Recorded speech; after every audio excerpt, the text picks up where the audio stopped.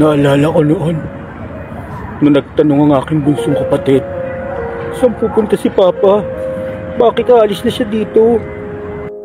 Sa mura niyang edad, hindi niya pa maunawaan. Nalilisanin na kami ni Papa. Iiwan niya na ang pamilya niya.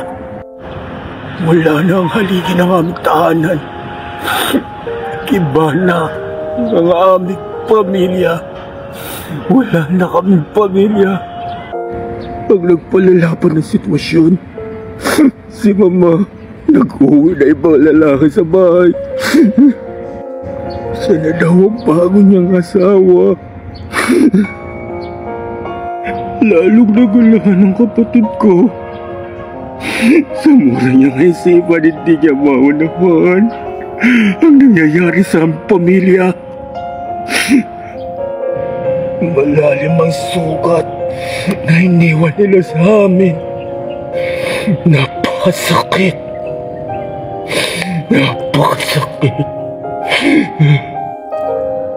Hindi na raw sila mag-asawa.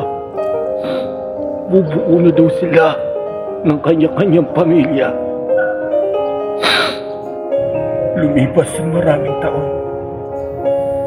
Nagkaroon ng mga anak sa kanyang-kanyang pamilya ng aming mga magulang. Lumaki ang pamilya ko. Yan ang nangyari dahil nagdiborsyo sila.